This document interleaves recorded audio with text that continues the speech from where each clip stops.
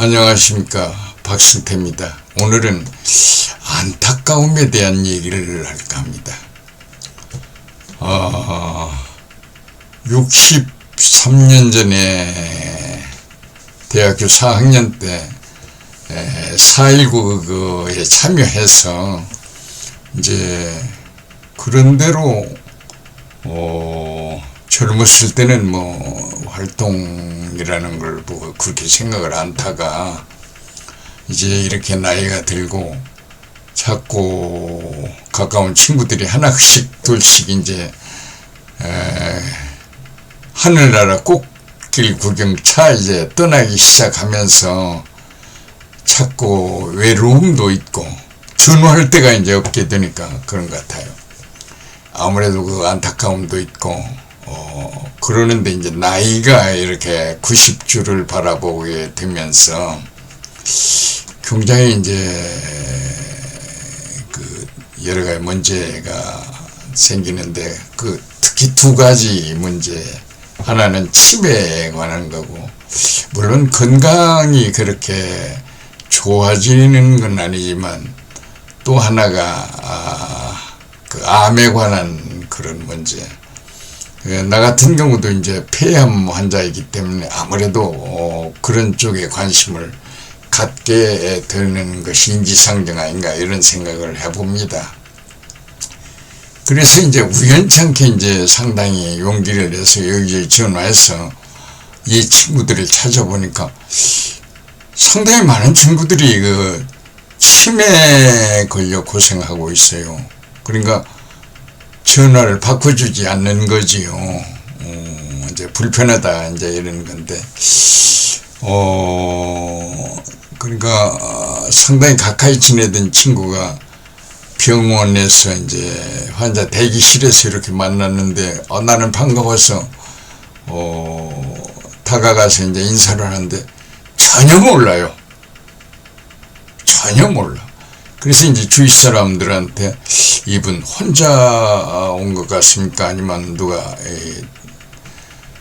그 데리고 온 것 같습니까? 하고 물으니까 어떤 젊은 부인이 데리고 왔다 하는데 그 본래 와이프가 좀 젊습니다. 그래 한참 기다리니까 이제 와이프가 왔는데 전혀 다른 사람에 대한 걸 몰라요. 그러니까 와이프가 참 눈물 나는 얘기를, 아들 이름이 준인데, 준이 아빠 나는 잊어버리면 안 돼. 이 소리를 하는데 가슴이 찢어지게 아파요. 나는 잊어버리면 안 돼. 근데 나를 전혀 못 알아봐요. 이름이 이제 남궁봉인데 특이하죠. 남궁씨인데 야 봉아, 나 승태야, 나 모르겠나? 멍하니 문산만 쳐다보고 전혀 몰라요. 인생이 이렇게 허무한 건가 하는 슬픔에 상당히 힘들었습니다. 그래서 조금 있다가 이제 타계했는데, 참 가까운 친구를 떠나보낼 때마다 그 어떤 외로움이라고 할까요? 또는 여러 일들이 생각나서 참 안타까움이 쌓이게끔 되던군요. 그 4.19 동료 중에 당시에 그 학생회장도 했고 영문과 학생인데 상당히 사회활동을 잘했습니다. 대우 부사장도 했고, 그런데 전화로 연락이 가능하냐고 해서 이렇게 저렇게 물어서 전화해 보니까 치매로 바꿔줄 수 없다, 전화가 안 된다, 이제 그런 얘기예요. 참 안타까운 생각을 한참을 해봤습니다. 물론 우리가 이제 건강을 여러 가지로 생각을 해야 합니다. 건강하게 살아야 한다 할 때 그 건강을 우리가 몸에 병이 없어야 하는가라고 하는 문제가 나오는데 꼭 그런 건 아닙니다. 건강이라고 하는 것은 생각하기에 따라 조금 여러 가지 다른데, 우선 나이가 들면 모든 몸의 그 쇠약함이 이제 두드러지게 나타나서 여러 가지 어려움이 많습니다. 넘어져도 이제 문제가 생기고 그런데 특히 그 노인들의 문제는 특히 그 조심해야 할 것이 세 가지입니다. 낙상 문제. 방바닥에 미끄러워 물걸레질해서 미끄러워져서 넘어진다든지 해서 또는 변속길에서 이제 넘어진다든지 그 낙상 문제. 두 번째로 이제 배탈. 그 배탈도 상당히 여러 가지 그 문제가 있기 때문에 특히 그 조금 전문 용어를 빌었으면 바이옴에 문제가 생겨서 유익한 박테리아라든지 여러 가지 유익한 균들이 많이 이제 없어짐으로써 오는 그런 바이옴 문제가 생기는 겁니다. 그 다음에 이제 세 번째가 이제 특히 바이러스하고 관계되는 감기 같은 이런 몇 가지를 좀 조심해야 하는데 특히 이제 노인이 되면서 여러 가지로 생각할 문제가 치매하고 이제 암이 아닌가 생각합니다. 우선 치매에 대해서 생각해 볼 필요가 있는데 본래 치매는 그 몇 가지로 구분이 됩니다. 알츠하이머 디시스라고 해서 알츠하이머 병하고 디멘치아 그리고 파킨슨씨 병 뭐 이렇게 그 다 이제 우리말로 말하면 이제 치매고 노망 옛날 말로 말하면 노망 이렇게 되는데 이제 특히 인지 기능 문제가 문제가 돼서 뇌하고 관계가 깊습니다. 그리고 이제 두 번째가 이제 암인데 암은 부위에 따라서 이게 굉장히 다른 거죠.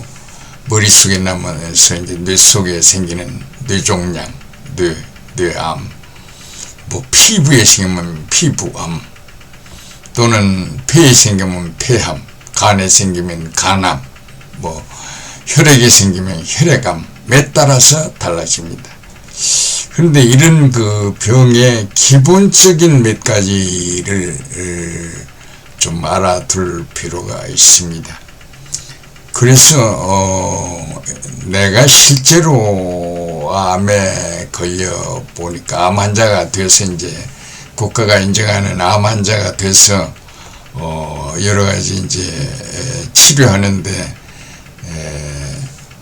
가만히 있을 수는 없고 해서 인터넷이라든지 챗GPT에서 이렇게 저렇게 찾아보면 의외로 유튜브에 암하고 치매에 관한 많은 문제가 나옵니다.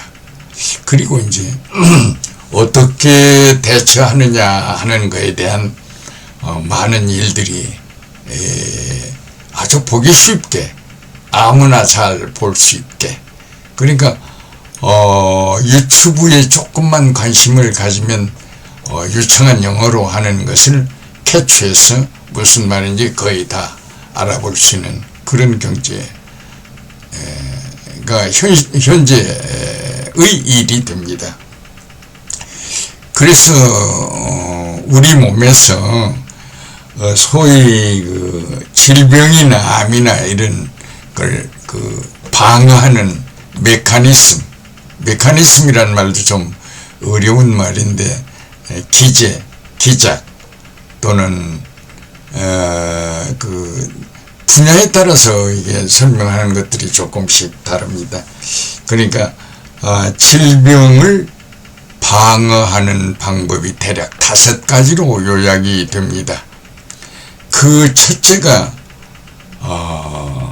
그 어떤 부위에 새로운 혈관이 생성이 됩니다.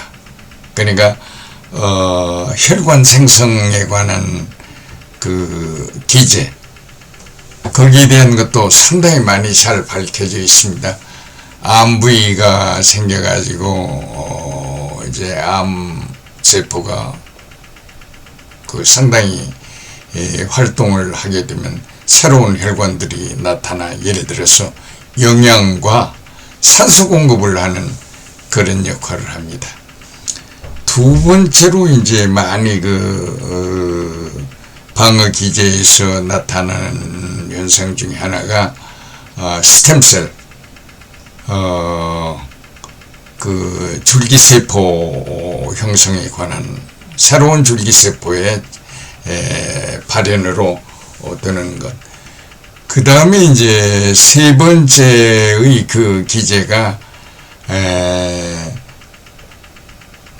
바이오놈 역할이라고 할 수 있는데, 유리한 박테리아라든지 여러 가지 유리한 세균이 몸 안에서 활동을 하게 되는데, 그런 균형이 깨짐으로써 이제 오는 문제.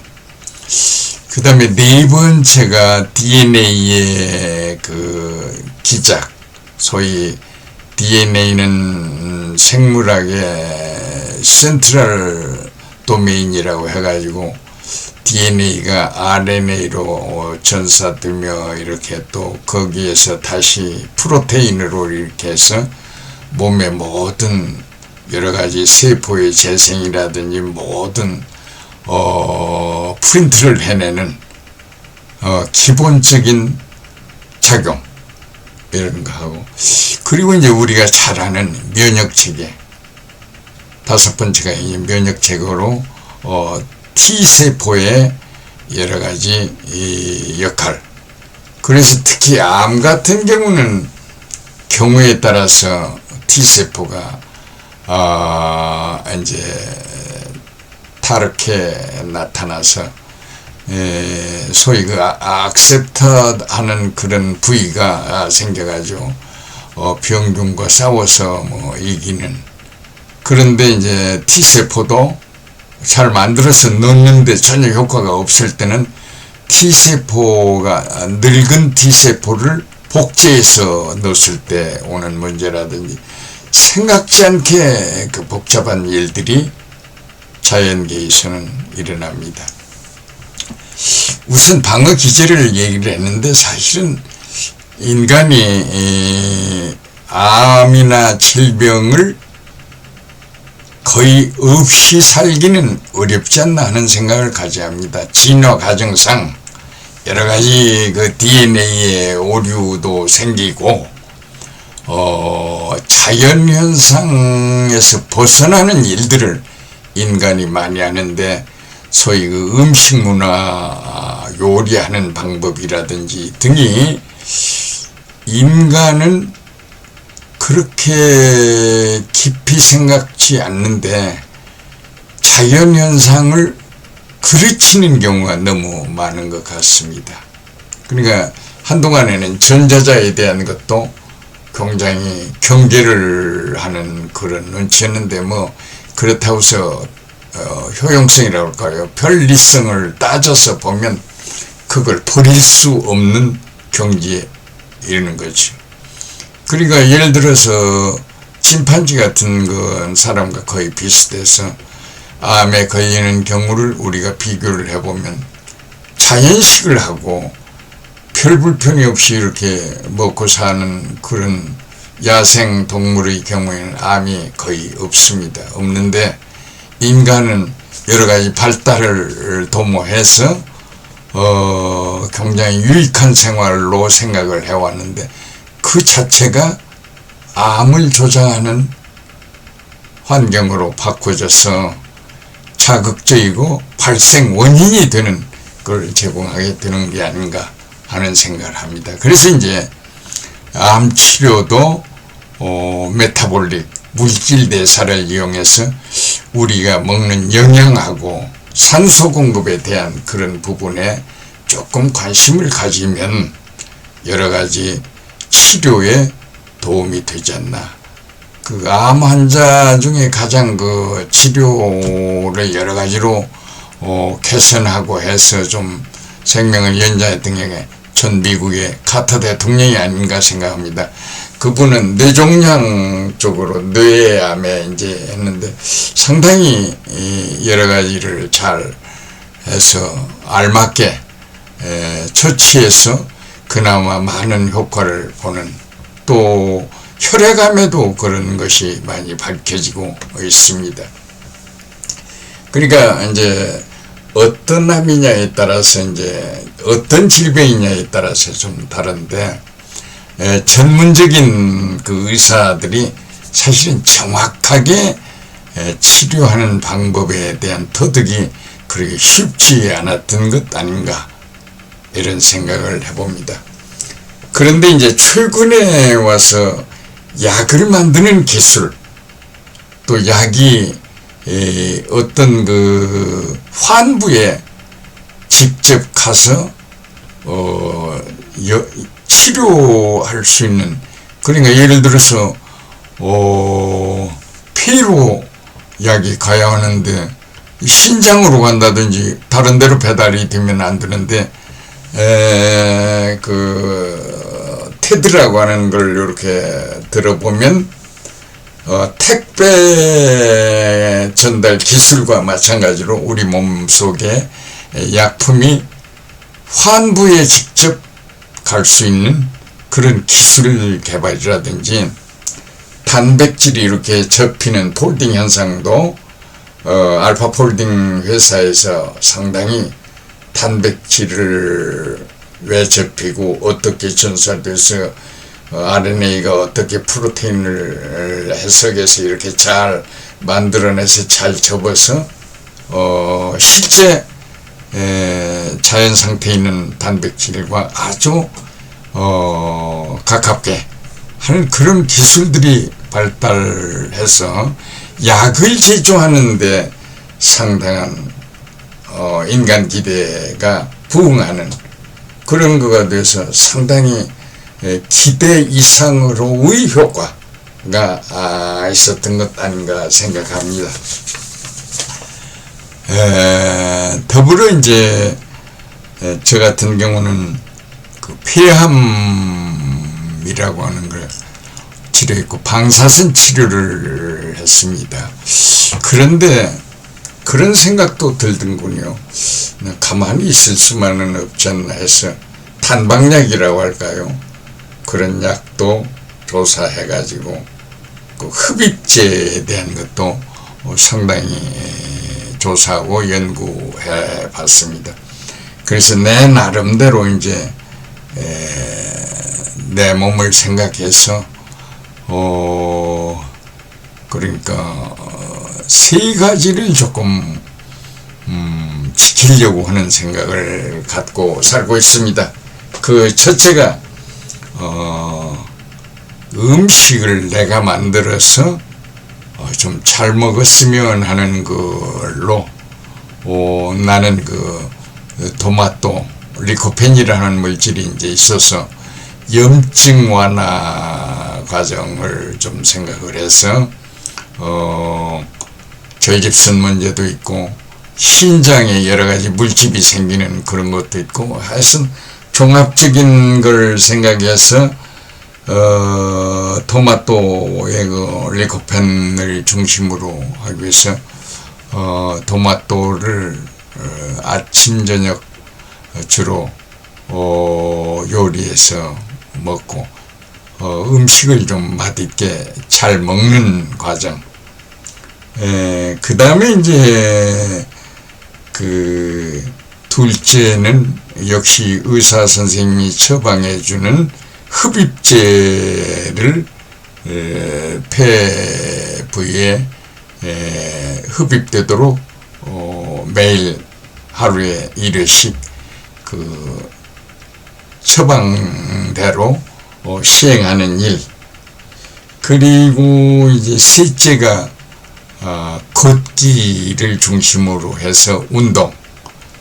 본래 이제 뭐 여러 가지 운동법이 있는데 뭐 그걸 일일이 다 하기는 어렵고, 나 같은 경우는 하루에 10,000보를 걷는 목표로 해서 그저 걷기를 되게 하고, 요즘에는 건강을 위한 시계가 여러 가지로 발달되어 있어서 손녀가 선물을 해서 그 손목에 차고 10,000보가 딱 걸으면 신호가 옵니다. 그래서 오늘은 10,000보가 걸었구나.